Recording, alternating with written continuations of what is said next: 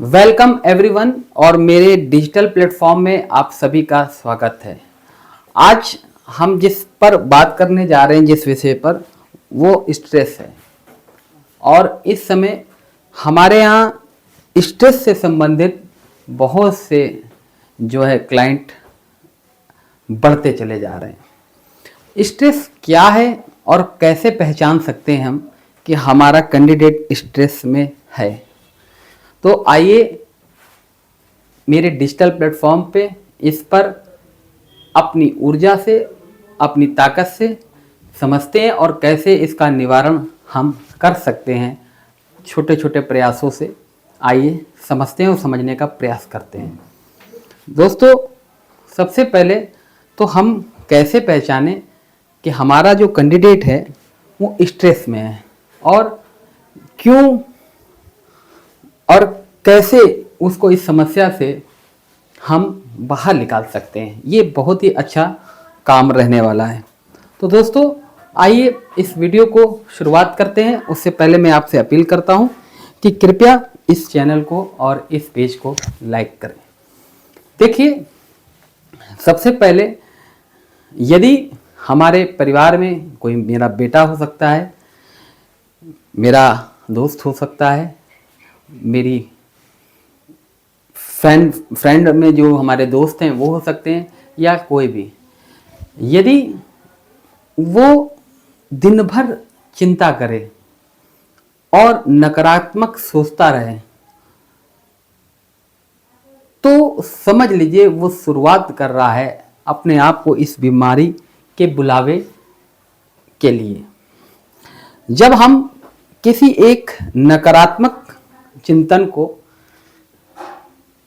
कई घंटों तक और प्रतिदिन अगर बार बार सोचते रहते हैं, चाहे वो किसी वजह कोई भी हो, चाहे वो कारण कुछ भी रहा हो, चाहे वो कारण हमारा कहीं कोई व्यापार में नुकसान हो सकता है, हमारे किसी जनधन की जो हमारा जनबल है उसकी हानि हो सकती है, या हमको किसी ने धोखा दिया हो, चीट किया हो प्रॉपर्टी से रिलेटेड, या अन्य कोई भी विषय हो, या हमारा कोई प्रिय व्यक्ति छोड़कर हमको चला गया हो।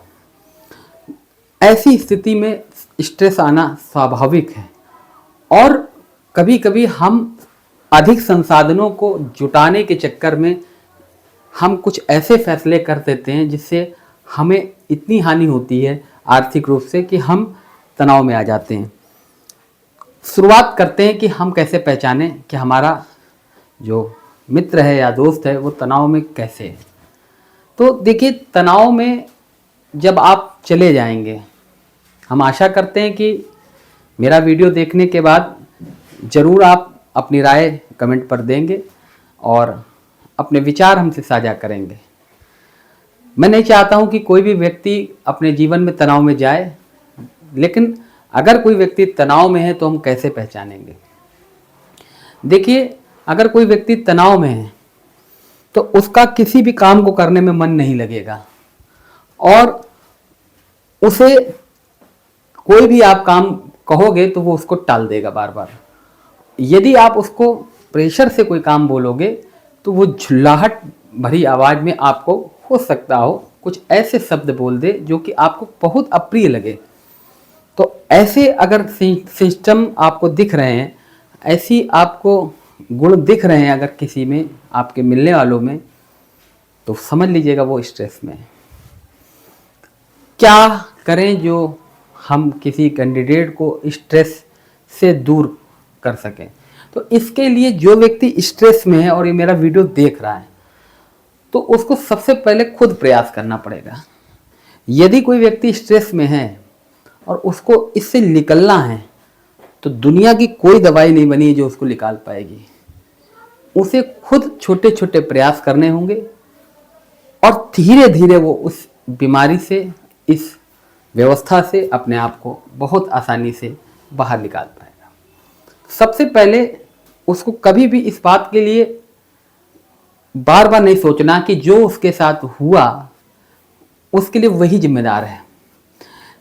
ये एक प्राकृतिक व्यवस्था थी या प्रकृति की एक व्यवस्था है हमें सिखाने के लिए। क्योंकि जब आदमी स्ट्रेस में आ जाता है तो उसके पास क्रिएटिव एनर्जी सबसे पहले चली जाती है। जो प्राकृतिक ऊर्जा होती है, प्राकृतिक सोच होती है, वो उसकी समाप्त होती है। जैसे सबसे पहले वो हर चीज़ पे अपने आप को ब्लेम करता है कि हम ऐसा नहीं करते तो ऐसा हो जाता, ऐसा नहीं होता तो ऐसा हो जाता। तो सबसे पहले अगर कोई मेरा भाई इस ओर बढ़ चुका है स्ट्रेस की ओर, तो सबसे पहले उसको किसी भी काम के लिए, चाहे वो फेल हुआ हो, चाहे वो आपके किसी भी प्रकार से आपको नकारात्मक चीज़ दे रहा है, तो आप उस जिसके कारण आप की मानसिक संतुलन बिगड़ा, जिसके कारण आपका अच्छा खासा जीवन बेकार हुआ, तो सबसे पहले आपको उस काम के लिए अपने आप को दोषी नहीं मानना है।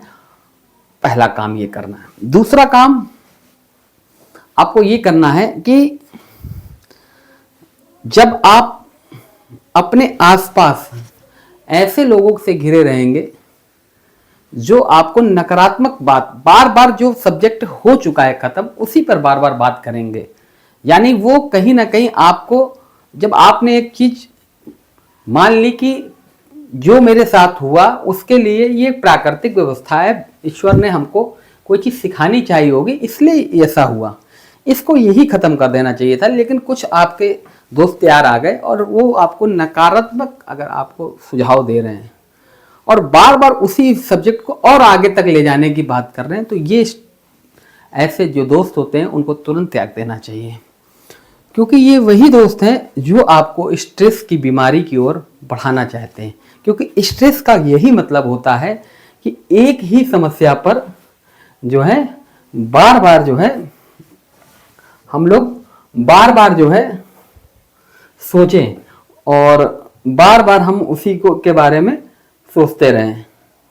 तो हम लोगों को ऐसे दोस्तों को छोड़ देना चाहिए जो दोस्त इस प्रकार की बात करते हों कि जिस सब्जेक्ट से आपका मानसिक संतुलन बिगड़ा, जिसके कारण आपको तनाव आया, आपको अनिद्रा हुई, आपके अंदर गुस्सा आया, आपका मेंटल हेल्थ बेकार हुआ, ऐसे दोस्तों का साथ छोड़ देना चाहिए।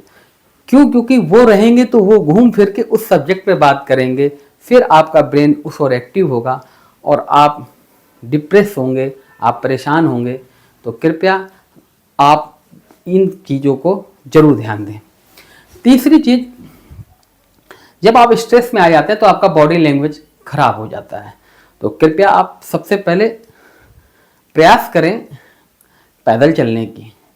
यदि एक सर्वे के अनुसार कहा गया है कि 90% ऐसे लोग जिन्होंने, जब वो स्ट्रेस में थे और उन्होंने कम से कम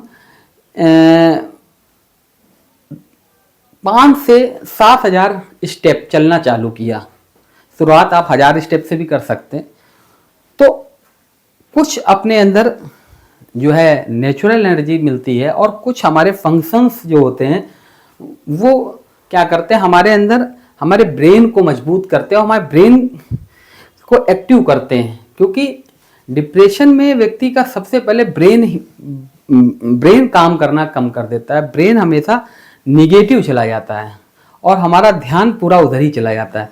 तो सबसे पहले आप थोड़ा सा, आप कम से कम 1000 स्टेप से आप स्टार्ट करें और कम से कम 5 से 10,000 स्टेप आप रोज चलें। ये सारी चीज़ें आप जरूर करें। दूसरी चीज़, अपने स्वास्थ्य का बहुत ख्याल रखें और दो चीज़ें ना करें, दो विचारधाराओं को फॉलो ना करें। यदि आप अपने स्वधर्म का पालन करते हैं, जो आपका नेचर है, अगर आप उसी पर काम करते हैं तो आप निश्चित रूप से स्ट्रेस में जाने वाले नहीं हैं। स्वधर्म को पकड़ते हुए अपने आप को खुश रखिए और अपने आप को खुश रखिए और इस बीमारी से आप इसी प्रकार से आप दूर हो सकते हैं। बाकी मेरे हिसाब से इस बीमारी से बचने का कोई भी ऐसा संसाधन नहीं है और ये बीमारी ऐसी है कि आपको दिखती नहीं, लेकिन अंदर ही अंदर आपको ख़त्म कर देती है। दोस्तों, इस वीडियो में मैंने प्रयास किया है कि अपनी बात को अच्छे से समझा सकूं। फिर भी अगर कोई भूल या गलती रह गई हो तो अगले वीडियो में मैं चाहूँगा उसको सुधारूं और आपके बीच एक और अच्छा वीडियो लाऊं। मेरा वीडियो लाइक करें, शेयर करें। धन्यवाद।